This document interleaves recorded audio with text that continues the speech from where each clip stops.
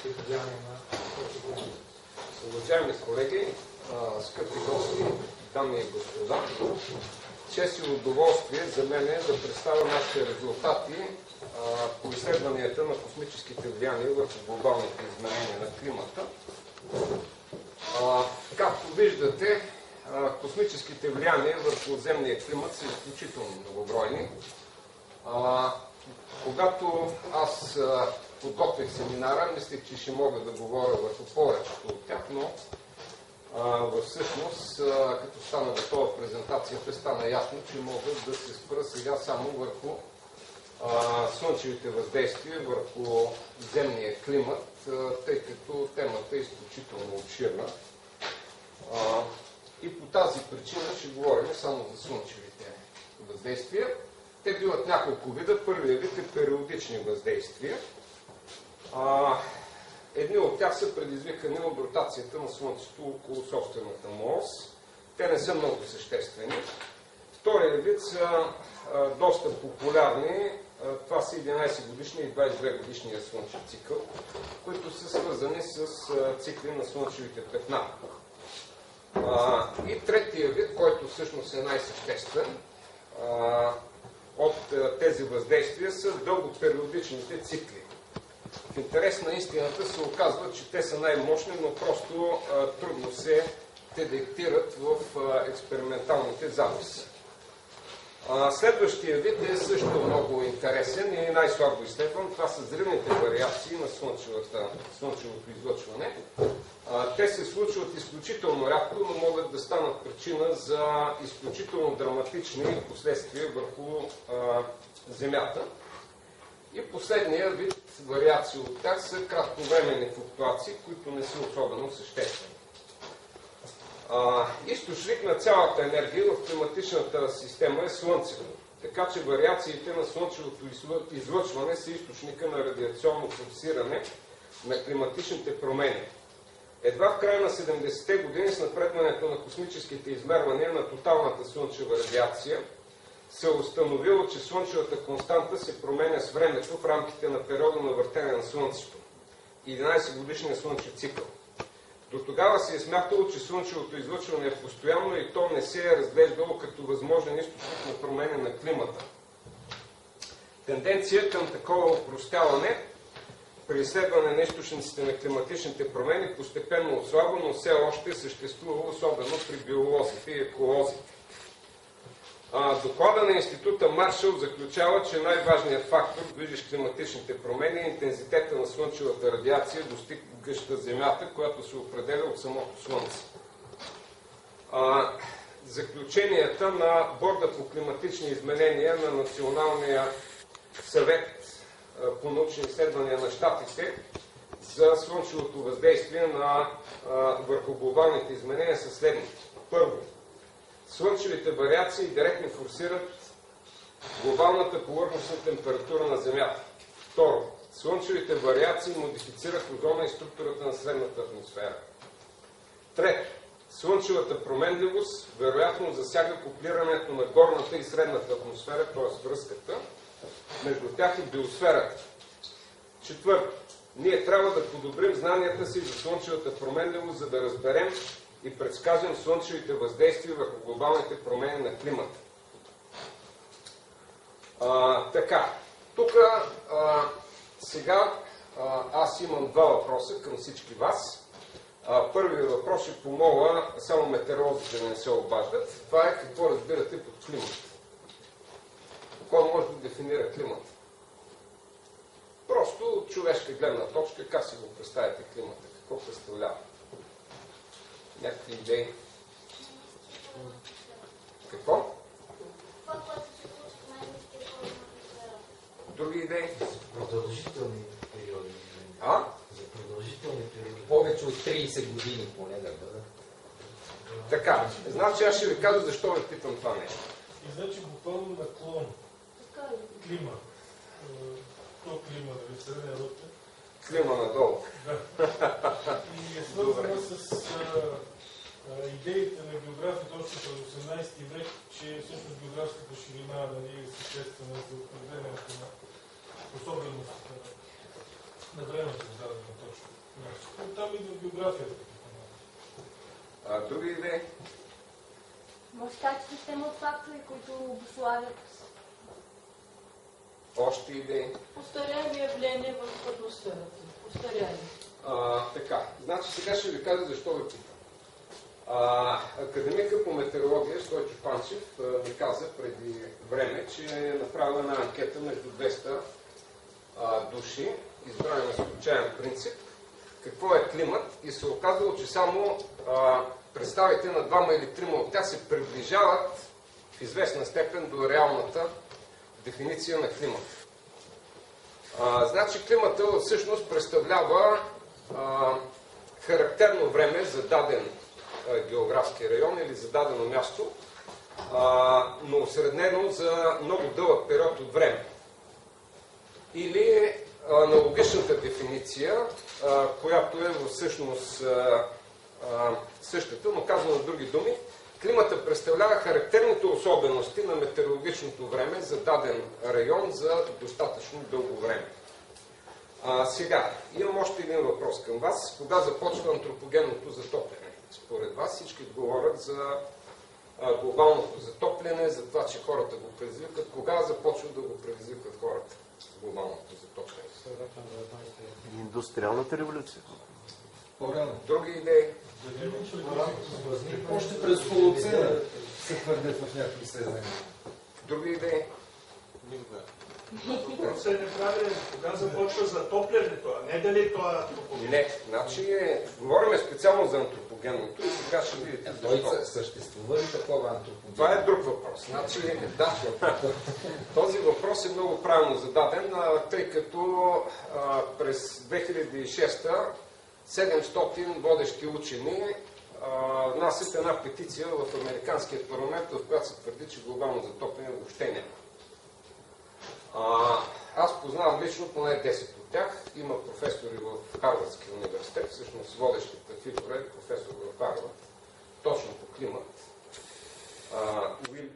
Уили Сун се казва. С него работи една астрономка, която е познавам много добре. И други хора от такъв калибър. Какви са техните аргументи? Най-непоклатимият аргумент е, че всъщност се оказва, че и на Марс има глобално затопляне, защото там се разтапят полярните шапки в рамките на наблюденията им. А на Марс няма въобще парникови газове. Така че очевидно този процес е предизвикан от Слънцето. Сега, това, което виждате тук на тази фигура, на горната част са представени вариациите на слънчевото излъчване за последните 130 хиляди години. Долу е представена вариацията на средната температура на моретата. Както виждате... Защо 130 хиляди? 130 години, прощайте. Да. Значи грешката е може. 130 години, да. Както виждате, вариациите на температурата следват слънчевите вариации до един момент. Това е някъде към 1975 година, когато слънчевата радиация един път започва да пада, обаче температурата започва да продължава да се покачва. Ние направихме една сметка с моите студенти от магистърската програма по космически изследвания в рамките на упражненията на един курс и се оказа, че 52% от вариациите на температурата през последните 125 години са от слънчев произход. След това решихме да отрежеме тази част, която очевидно е свързана с антропогенно затопляне. И отново сметнахме корелацията. Оказва се, че 77% от вариациите на температурата преди 1975 година са от слънчев произход. Това наше заключение се оказа, че вече е публикувано от други специалисти и те са достигнали до същото заключение по абсолютно независим път. Така че всъщност тяхната група смята, че дори и слънчевата променливост да предизвиква всички климатични промени преди 70-та година, тя не може да бъде причина за повече от половината от силното нарастване на глобалната температура след 70-та година. Всъщност ние живеем в парникови газове, но за да оценим тяхното въздействие върху климатичната система е необходимо да знаем природните климатични промени, дължащи се на слънчевите вариации. Защото Слънцето нагрява Земята и следователно слънчевите вариации са първичните вариации на форсирането на климата. Климатичните промени са много важни за човешкия живот, но здравето и живота на хората зависят дори директно от слънчевата променливост. В тази причина изследването на слънчевата променливост само по себе си представлява много голям интерес. Не само научен, но и практически. Атмосферната циркулация силно маскира слънчевото въздействие върху климата, особено в кратковременни периоди. Това е една от главните причини за популярната представа, че няма никакво слънчево въздействие върху климата. Съвременните изследвания показват, че такова въздействие съществува и то е значително по-силно, отколкото се очаква от малките вариации на слънчевото излъчване. Но то е по-ясно в продължителните глобални записи. Вземайки предвид, че вариациите на слънчевата константа през 20 век са едва 0,3% от нея, е очевидно, че има един или повече механизми на нелинейно усилване на слънчевото въздействие върху климата. Сега следващия ми въпрос към аудиторията е защо Гренландия се казва зелена земя, след като 99% от нея е замръзнала. Защото е била преди това зелена земя през 17 век и вече някъде там. И по-рано. Значи тя е намерена... тя е намерена преди 1000 години. По това време това е средновековния максимум на климата, който е свързан с максимум на слънчевата радиация, много продължително, освен това и доста силен. Това е една реконструкция на слънчевото излъчване за последните 1000 години, което е получено с луминесцентния косвен запис на инсолацията. Инсолация наричаме количеството слънчева радиация, достигащо до повърхността на Земята. Това идва от Слънце, Соли. Така, на долната крива виждате реципрочната крива на атмосферната продукция на въглерод 14, която се смята за много добър индекс на слънчевата активност. Практически двете криви съвпадат в рамките на различията на разделителната им способност. Тук в тази вставка е показана една възстановка на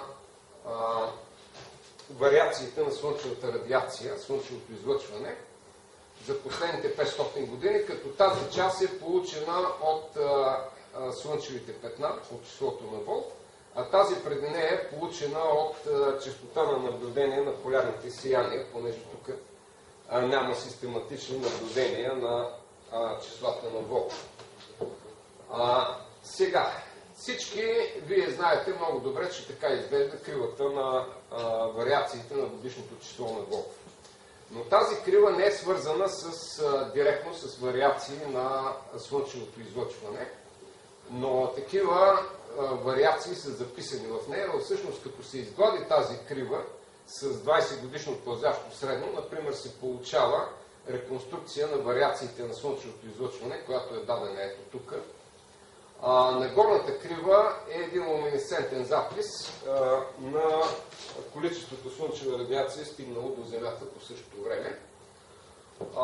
Това е една друга реконструкция, пак получена от числата на Волф, но с доста по-сложни сметки. Тя е калибрирана даже от вълбата на квадратен метър. Това са стойностите на слънчевата константа. Това е направено от Дегбасхойт от НАСА. Това е въпросният индекс на Хойт. Той много прилича, между другото, на изгладената крива на числата на Волф, с която ние работим често. Това са два записа. Горният запис е луминесцентен запис на слънчевата радиация на повърхността на Земята. Долу е запис на вариациите на слънчевото излъчване за същия период. Двете криви са приведени в един и същи формат. И всъщност корелацията между тях е равна на най-високата корелация, получавана някога между два слънчеви индекса, директно измерени на Слънцето. Макар че това е косвен запис, корелацията е 0,90, корелационният коефициент, така че Това показва, че ние много уверено може да използваме луминесцентните косвени записи на слънчевата радиация като запис на слънчевото излъчване, само че тук има един тренд, който се наблюдава даже с просто око. Той се дължи на вариациите на количеството слънчева радиация, получени в резултат на орбиталните вариации, т.е. от промяната на орбитата на Земята около Слънцето, тъй като това е мерено на Земята, това е мерено на Слънцето. Тук виждате, че повърхностната температура на Земята отговаря на измененията на слънчевата радиация. Това е един резултат, получен от лабораторията по атмосферна и космическа физика в Болдер, Колорадо, университет в Калифорния. Болдер. Така. Сателитните измервания на слънчевото излъчване показват, че то варира с 0,4% за периода на измерванията му от космоса, но има данни, че то е варирало многократно повече през последните хиляди години. Тук са показани вариации, съставна крива на вариациите на слънчевото излъчване, измерени от космоса. Тук виждате вариациите на слънчевото излъчване в резултат на въртенето на Слънцето около собствената му ос. Средностатистически въртенето на Слънцето около екватора е 27 дена. Към полюсите периода на въртене нараства, тъй като Слънцето не е твърдо тяло, то се върти с диференциално въртене. Следващия ми въпрос ще ви изглежда направо смешен. Каква е продължителността на 11 годишния слънчев цикъл? Не е 11. Средно ли 11? Между 9 и 11. Между 9 и 14. Така, други идеи? Продължителността на 11 годишния цикъл варира от 7 до 17 години, от максимум до максимум, и това е било известно много отдавна, още преди въвеждане на статистическите методи. Това е една периодограма, това е 7 години, това е 17 години. Всички тези пикове всъщност са свързани с 11 годишния слънчев цикъл. За разлика от него, 20 годишният слънчев цикъл е много по-стабилен. Така че това е един интересен феномен. Макар че 11 годишният цикъл и 22 годишният цикъл са свързани. Това са цикли на промяната на броя числа и те са свързани с промяната на магнитното поле на Слънцето. Значи, Слънцето си обръща магнитното поле в една посока, средно статистически за 11 години, но пълното обръщане е за 22 години. Всъщност, ако единият цикъл слънчев 11 годишен е по-дълъг, следващия обикновено е по-къс и затова стабилността на 22 годишния цикъл е много по-голяма. Сега, по силата на логиката би следвало, когато имате повече петна на Слънцето, неговото излъчване да намалява, а не да се покачва, защото петната са участъци на Слънцето нагрети до по-ниска температура и те излъчват по-слабо, което се вижда тук много ясно. Да, но практически винаги около тези по-студени участъци на повърхността на Слънцето има доста по-големи по площ, по-горещи участъци, които всъщност предизвикват повишаването на слънчевата светимост, когато има повече петна. По тази причина, всъщност, когато имаме повече петна, имаме по-висока светимост на Слънцето. Така, тук виждате интензитета на цикли на температурата в един запис от Триес, Италия, като най-силните температурни цикли в района съвпадат с слънчевите цикли от 11, 22 и 70 години. Това са интензитета на циклите в един луминесцентен косвен запис на слънчевата инсолация. Това е по-късо, по-кратките цикли от същия запис. Това са цикли на температурата в Алберта. Тук присъствието на 22 годишни и 11 годишни слънчеви цикли показват, че вариациите на слънчевата константа, които са с амплитуда 1 до 0,4%, могат да предизвикат измерими вариации на въздушната температура. Това са 11 годишни и 22 годишни цикли. Тук са показани най-интензивните цикли на слънчевото излъчване. Тези колони са вариации на слънчевата константа, които са предизвикани от тези цикли. Това са тази колона, за съжаление тук не се вижда, това са вариации на интензитета на дипола на геомагнитното поле. И последната колона са вариации на реципрочната скорост на образуване на въглерод-14 в атмосферата. Сега, слънчевите вариации се оказват, че влияят и върху морското ниво. Тук виждате един запис на скоростта на изменение на морското ниво през 20 век. Това са с синьо дадени данните, които са съпоставени с годишните стойности на числото на Волф. И тук се вижда, че има някаква корелация между двете. Сега, какво представлява промяната на морското ниво? Тук са систематизирани най-добрите данни за вариациите на морското ниво през последните 11 000 години. Логично е морското ниво от последния ледников период плавно да нараства към наше време, обаче това не е така. Най-добрата реконструкция, която е тук дадена с отдебелена черна крива, показва, че морското ниво има доста големи вариации, които са с продължителност като тази на слънчевите цикли и най-вероятно те се предизвикват от хилядолетните цикли на Слънцето. И тук стигнахме до взривните вариации на слънчевото излъчване, които са най-интересната и най-слабо изучаваната част от този проблем. И тук отново имам един въпрос към вас. Какво ще стане, ако изведнъж слънчевото излъчване се повиши с 10%? Както си седиме тук и за един път бум, нещо става на Слънцето, повишава се с 10% слънчевото излъчване, какво ще стане на Земята? Други идеи?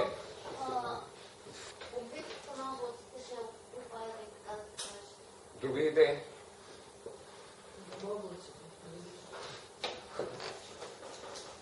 Значи... Тропичен климат навсякъде. Така. Пустивен климат.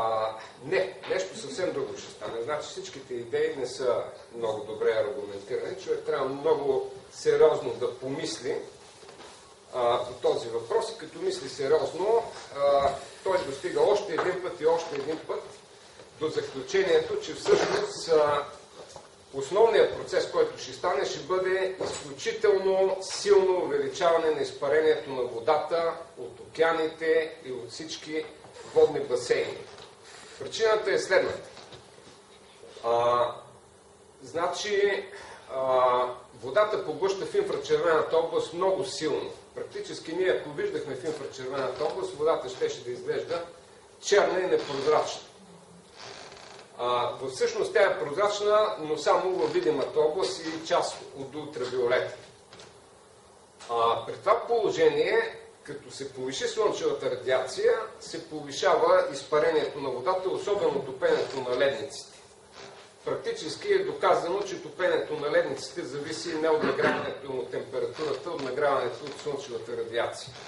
Аз лично съм влизал в ледник в Хималайте, който се топи при температура минус 10 градуса. Направо вода тече от него по причината, че той се нагрява от слънцето. Така. Значи повишава се изпарението. При това тази вода се натрупва в атмосферата под формата на много мощна облачност и започват валежи. И това е един процес, който ще трае докато седи така висока слънчевата радиация. Същевременно температурата обаче няма да се повиши. Причината е хладилния ефект. Изпарението на водата понижава температурата. Това е механизма, по който става охлаждането във всички хладилници. Самото изпарение, това е механизма, по който се охлажда. Тоест, става нещо на Слънцето, дига се изпарението на Земята, почват да се топят ледниците, повишава се морското ниво в резултат на топенето на ледниците, особено полярните ледници, но температурата не се качва. Сещате ли се къде е описано такова нещо? Потопа. Да. потопа. Всъщност, ние си мислиме, че потопа е описан само в Библията, нищо подобно. Той е преписан в Библията от много по-стари исторически източници, като в Библията, откъде е преписан, сега няма да коментираме точно, но най-стари от тези източници идва от Шумер, но не на шумерите. Той от 25 век преди новата ера, 2478 година. Датира. Обаче, което е по-интересно, се оказва, че такива легенди и предания има даже в североамериканските индианци. Тоест, тук говорим за един процес, който не е ставал само в Европа и Азия. Това е един глобален процес. За да стане глобален процес, няма земен механизъм, по който да може да стане такова нещо. Значи, очевидно, това нещо, за което говорихме, би могло да бъде единствената смислена причина за въпросния потоп. Сега, каква е причината да се занимаваме с този въпрос? Причината е, че преди време ние правихме един анализ на вариациите на валежите в миналото в България. И тук виждате една реконструкция. След малко ще говорим как е направена тя, но какво виждаме тук? Това е общо взето наше време. Някъде преди 7500 години има един невероятен пик, който е 50 пъти днешния валеж, осреднен за повече от 100 години. Това е нещо просто невероятно и ние започнахме да мислим за някакъв механизъм, който може да го обясни това нещо и стигнахме до този резултат. Публикувахме това нещо в един много телеграфен лист и тази работа общо взето беше така позабравена. Докато миналото лято, през август месец, звъни телефон на факултета, някъде към 7-8 часа вечерта, дигам глас и някакъв казва: добър ден, ние сме от National Geographic Channel, четахме една ваша статия, видя ни се много интересна, искаме да направим филм за нея. При което аз бях просто потресен, но все пак успях да се взема в ръце и следващата му приказка беше: свободен ли сте през месец септември да дойдем да снимаме филм. И аз така му казах: ами свободен, ще гледам да се освобода. Те дойдаха, но не през септември, дойдаха през октомври да снимат филма. И част от този филм е сниман в този факултет. Сега ще видите едно малко парче, най-вече за да мога да ви покажа материала, който е получен.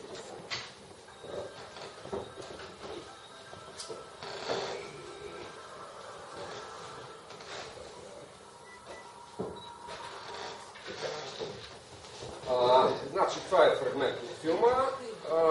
Отива до пещерата, откъдето е взет въпросния образец. Това е Питър Ганди, с който се срещаме тук. И след малко той ще влезе вътре, за да види откъде е взет образеца, при какви обстоятелства. Да.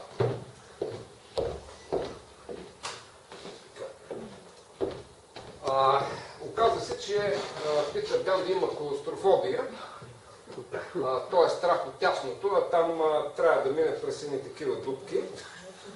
Въпреки това, той се оказа достатъчно интелигентен да проумее, че за да влезеш дълбоко в тайните на природата, трябва да влезеш дълбоко в недрата на земята. И се прежали човека и влезе и тук стига горе-долу до мястото, откъдето е взет образец. Сега малко за механизма, по който се образува този материал. Материалът, по който е получен предишния резултат, е чист калциев карбонат, полиморфна модификация калцит, който се образува последния начин. Значи над него има десетки метри варовик. Когато дъжда пада върху варовика, част от него преминава през скалата и го разтваря. При това разтварянето става не от самата вода, от въглеродния двуокис, който е разтворен в нея. разтвора се намира под хидростатично налягане, което е равно на дебелината на скалата вътре. Когато излезе на повърхността и облее тези калцитови образования, въглеродният двуокис излита и въпросният калциев карбонат започва да се оттаява върху калцита слой по слой, микрон по микрон. И всъщност, като се датира този материал с абсолютно датиране с въглерод 14 или с уран торий, могат да се получат количествени реконструкции на валежите в миналото, тъй като се оказва, че скоростта на нарастване на калцита е линейно пропорционална на количеството валеж. Това нещо е калибрирано с метеорологични данни, е установено и се използва в много лаборатории по света. Сега, след това Питър Ганди идва тук в нашия факултет да види в лабораторията какво става. Това е въпросният материал, това е калцита, това са слоеве в него, които не са годишни. Целият този материал е образуван за около 250 000 години. Не непрекъснат растеж, има няколко прекъсвания по времето на ледниковите периоди, когато целият район е бил заледен, но от него са получени въпросните реконструкции. Тук National Geographic се опитва да покаже нашата идея за механизма, по който може да е предизвикано взривно повишение на слънчевото излъчване. За съжаление, тяхната анимация не е много добра. Това ще го коментираме след малко. Сега, това, което виждате, е падане на комети върху повърхността на Слънцето. Това са наблюдения, направени от слънчевия коронограф в орбиталната станция Сохо. Ласко се нарича този ред. Това е кометата, която пада върху Слънцето. Сега, комети се оказва, че падат върху Слънцето много по-често от астероиди, не предизвикват някакви сериозни поразрушения. Причината е, че кометите са изградени от лед и твърд въглероден двуокис. Когато минават близо до Слънцето, кометите се изпаряват много силно. При това положение те олекват и се променят траекторията. И при следващ оборот те вече могат да паднат директно върху Слънцето. Това нещо наблюдаваме много пъти. За щастие, при астероидите не е така. Астероида, когато минава покрай Слънцето, той не се изпарява съществено, защото той е твърда скала, много високо топима, между другото. Но има друг механизъм, при който може астероид да падне върху Слънцето. Това е, ако той мине много близо до тежка планета Сатурн или Юпитер, тогава той го придърпва и вече орбитата му се деформира и той може да падне директно върху Слънцето. Така че по тази причина сблъсък на астероид със Слънцето за сега най-вероятно не е наблюдаван, макар че много трудно може да се каже при тези наблюдения от Сохо дали това е астероид или комета, но най-вероятно, ако се сметнат орбитите, се оказва, че е комета. Сега, това е един друг механизъм, който го работи Института по океанография. Всъщност Черно море се оказва, че е залято по същото време от водите на Средиземно море. Преди това то е било изолирано сладководно езеро и това малко повишаване на морското ниво всъщност предизвиква преливане на Средиземно море и то залива Черноморския басейн. Така.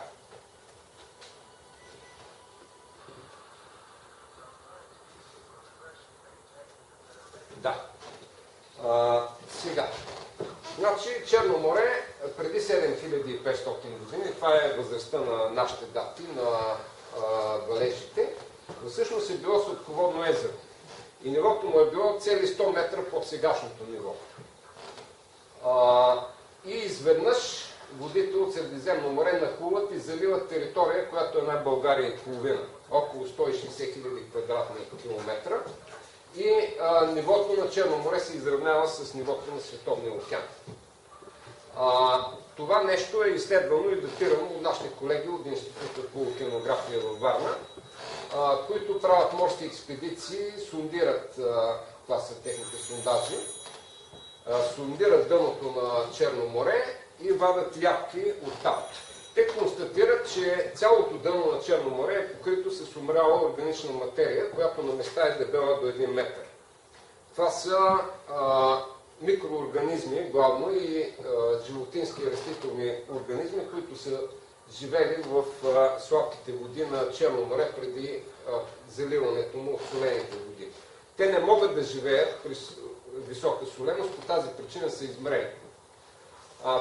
Този материал се датира много лесно и много добре с радиометеорно датиране и се оказва, че датировките на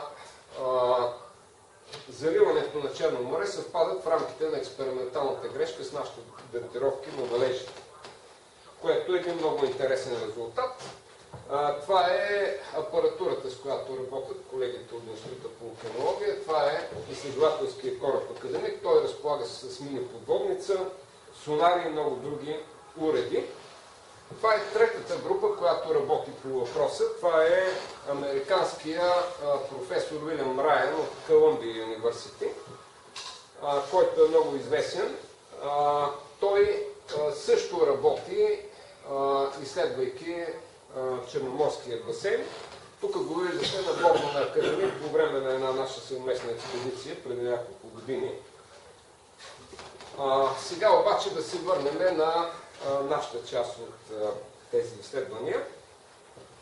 Когато ни дойде идеята за този механизъм за падане на астероид върху Слънцето, ние предложихме една само качествена хипотеза за тази работа, но в последствие се оказа, че има доста астрономически наблюдения, които могат да бъдат използвани за количествено оценяване на размера на астероида, който трябва да падне върху Слънцето, за да предизвика такъв поток. Това, което виждате тук, са снимки на сблъсъка на парчетата от кометата Шумейкър-Леви върху Юпитер.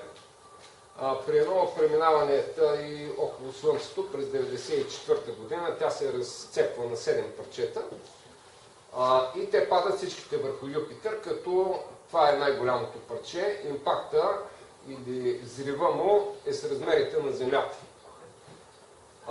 Самия радиус на кометата преди разцепването е някъде около 1 км и ние използвахме тези наблюдения за калибриране на нашите сметки. Тук виждате голямото петно на Юпитер, което също е с размерите на Земята. Това е импакта от удара с най-големите парчета на кометата. Така, наблюденията, които видяхте, позволяват следната калибровка. Кометите имат плътност около 1 грам на сантиметър кубичен, докато астероидите имат плътност около 3 грама на кубичен сантиметър. Така, радиуса на импакта на астероида би следвало да бъде 4326 пъти приблизително по-голям, отколкото радиуса на астероида. Ние използвахме това, за да моделираме повишаването на слънчевата радиация в резултат на сблъсък на астероиди с различен радиус със Слънцето. Използвайки тези параметри, ние изведохме това просто уравнение и направихме с него едни други прости сметки, от които се оказа, че ако радиуса на астероида е 2 км, той трябва да предизвиква повишаване на слънчевата радиация около 8%. Обаче, ако този радиус е 3 км, той би следвало да предизвика повишаване на радиацията на Слънцето с 90%. Което вече е страшно много и това би довело до много по-тежки последствия, според мен, върху Земята.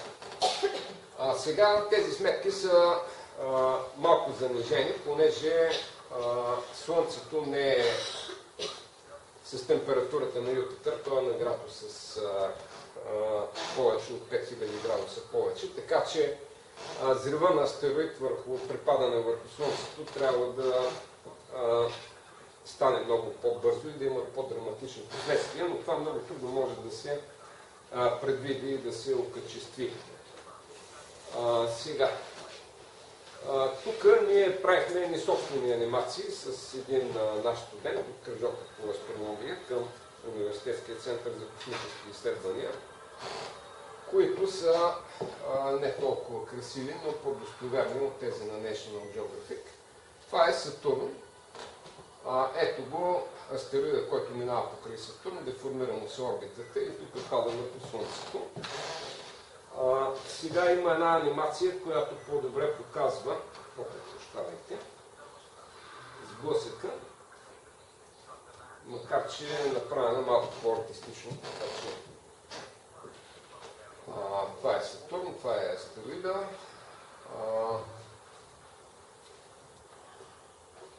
Сега. При сблъсъка на астероида върху Слънцето той ще изхвърли част от горната обвивка на Слънцето и ще изкара на повърхността му отвътре по-гореща материя, която ще свети по-силно. По тази причина тук материята, която изхвърча отвътре, изглежда по-силно. Тези анимации ги правихме за една голяма конференция в Индия, която беше организирана от Международната геосферна програма и в частност от нейната подпрограма PAGES, това значи Past Global Changes или глобални изменения на климата в миналото. Тази конференция беше събрала една много необичайна компания. Тя се състоеше от слънчеви физици, геофизици, географи и археолози. По тази причина, освен този доклад, който беше свързан с катастрофичния механизъм за генериране на потопа, ние представихме още един доклад за предизвикване на миграциите на народи в резултат на заливането на Черноморския басейн. Сега тук ми се случи нещо много невероятно. Веднага след моя доклад пристигна декана на съответния факултет с една флашка и каза: извинете, може ли вашата презентация, за да я показваме на студентите, да ги обучаваме? Което за мен беше много фрапиращо, тъй като точно това, което на него му се видя много интересно, бяха нашите анимации, които бяха правени няколко дена преди това, буквално в нощта преди да замина нататък. Сега, цялата тази работа има и много сериозни данни, които са свързани с миграциите на хората и въобще свързани с човешки процеси, които също могат да бъдат датирани по това време. Освен този доклад, който беше на въпросната конференция в Индия, изнесе преди 10 дена още един подобен доклад на една конференция по древни култури в Юго-Источна Европа и Източното Средиземноморие.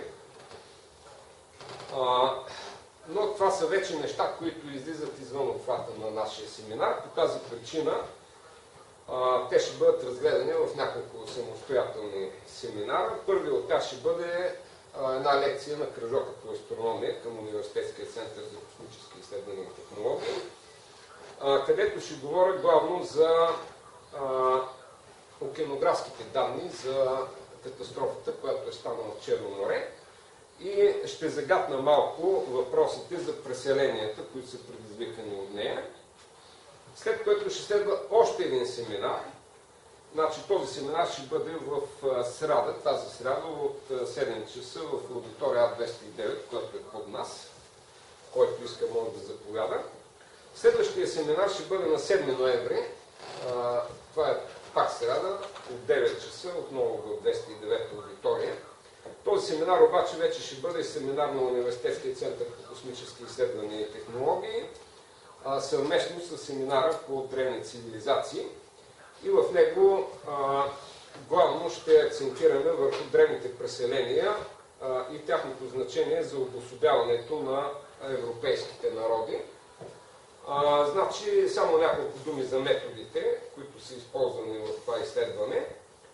Съвременните космически технологии позволяват много интересни приложения на дистанционните изследвания, в частност определяне на точните географски координати на топоними, които произлизат от имената на разни древни народи, и те вече могат да се нанесат върху картата и да се види как са мигрирали в много древни периоди, много преди възникване на писмеността.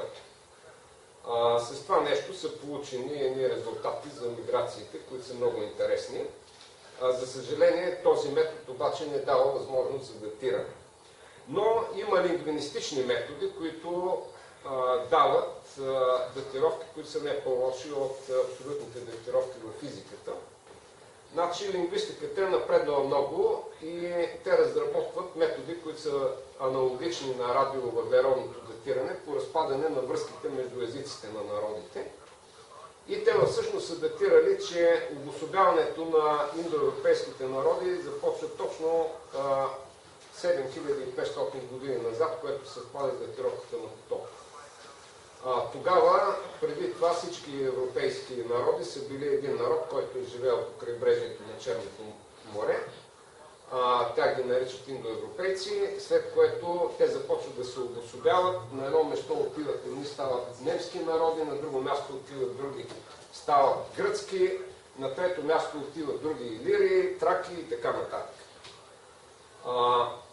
Разбира се, това нещо е подкрепено и с археологически материали. Те са не многобройни, но има такива, така че от тях също могат да излезат някакви дати. И последният тип данни, които също са много интересни и също показват подобни процеси, това са генетичните изследвания на различните европейски народи, които също показват, че преди доста време те са били всъщност един народ и почват да се разселват. Сега, основните заключения на този семинар. Слънчевите вариации директно форсират глобалната повърхностна температура на Земята. За да оценим антропогенното въздействие върху глобалните изменения на климата, първо трябва да изучим слънчевите въздействия върху него.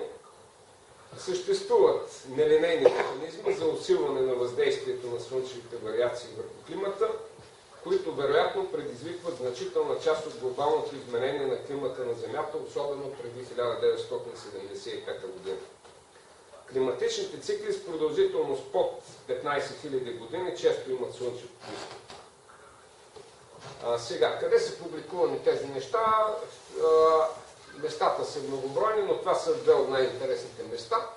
Особено тази енциклопедия. Това е една 6-томна енциклопедия, американска, която се издава от Thomson Company, същата компания, която издава рейтинговата система на списанията, Citation Index и Web of Science. В нея са влезли основните заключения от това изследване, тъй като ние писахме главата по палеоклиматология в тази голяма енциклопедия. И най-накрая благодарности. Тук са изредени над 10 различни проекти и договори, голяма част от които са международни, в рамките на които са правени изследванията, които бяха представени тук. Благодаря ви за вниманието.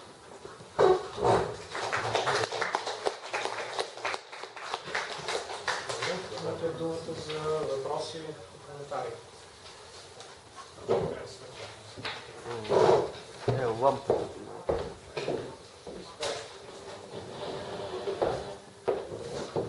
За съжаление не бях в началото, така че не мога да правя анализи, но това, което последното чух, особено за падането на астероид по слънчевата повърхност, не знам как сте правили тези оценки. Доколкото имам представа, ако не се лъжа, разбира се, поправете ме, значи при навлизането на астероид в Слънцето, високотемпературна плазма и процесите на разтопяване едва ли могат да предизвикат такова изследване и повишаване. И не знае тази оценка как сте я направили, защото по някакъв принцип повишаването на така нареченото бяло светене, тук има астрономи, които би трябвало да имат съвсем други механизми.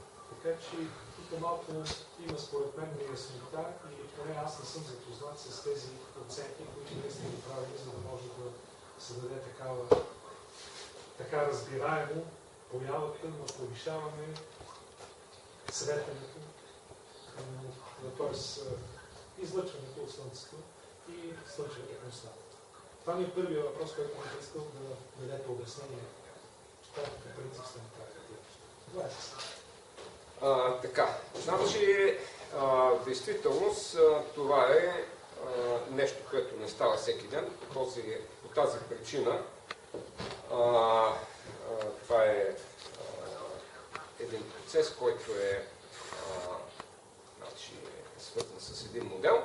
Той е докладван на няколко международни конференции по слънчева физика. Дискутирали сме го много пъти. Значи, това, което става е следното. Слънчевата корона е нагрята до 1,6 милиона градуса Келвин. Но тя е изключително рядка. Тя е по-рядка даже от земната атмосфера. Така че ако астероид падне фронтално върху Слънцето, той ще стигне до фотосферата преди да се изпари.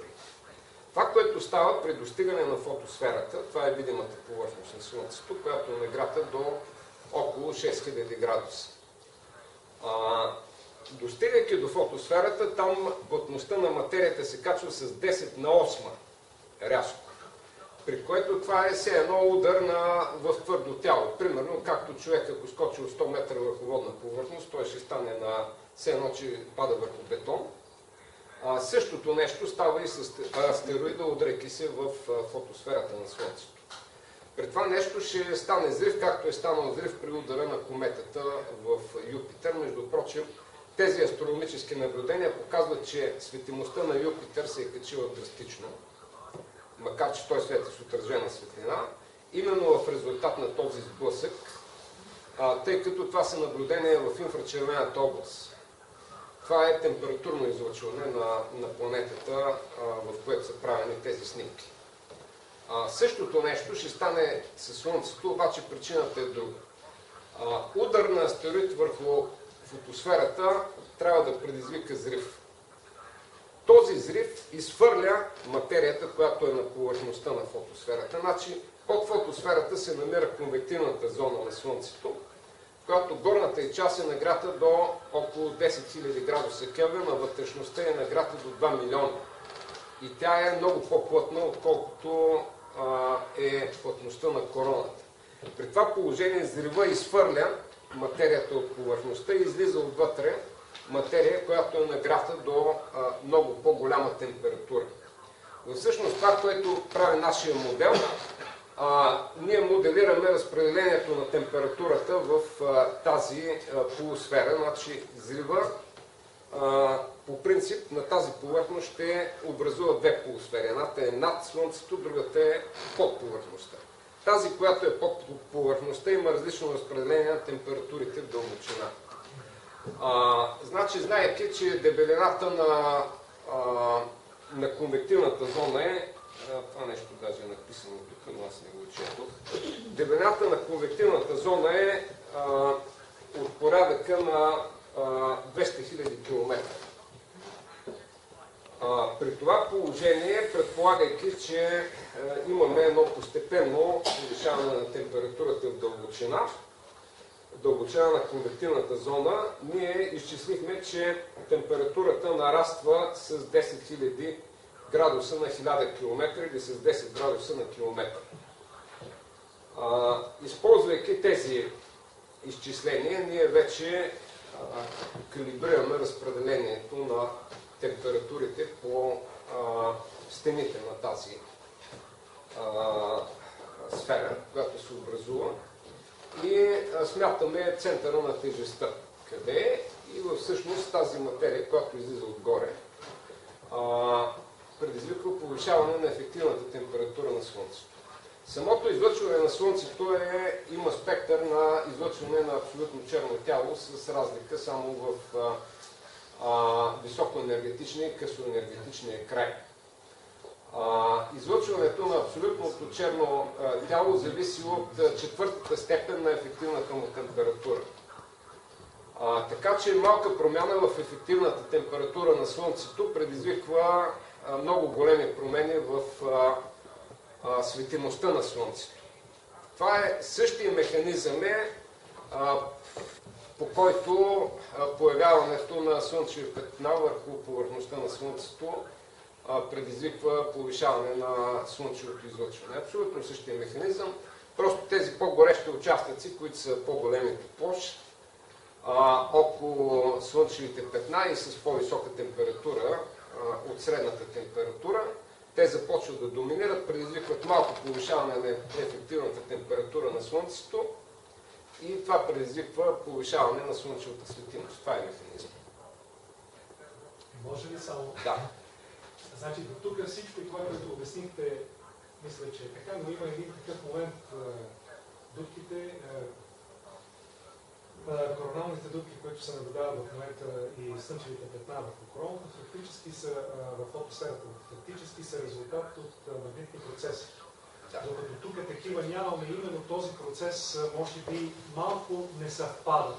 По този въпрос мислили ли сте или не, защото реално няма такъв мощен магнитен механизъм, който поне падането на този астероид не би трябвало да предизвика върху тази мощна магнитна машина, да я нарече като цяло, такова изменение на магнитното поле.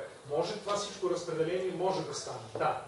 Но именно този механизъм, за който вие говорите, т.е.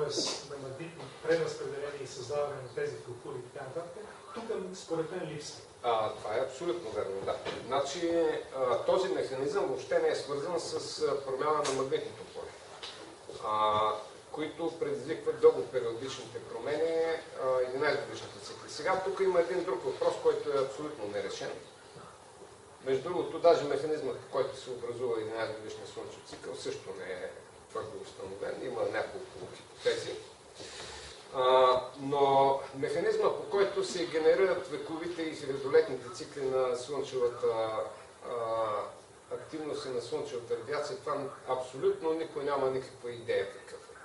А всъщност тези цикли, някои от тях са изключително мощни.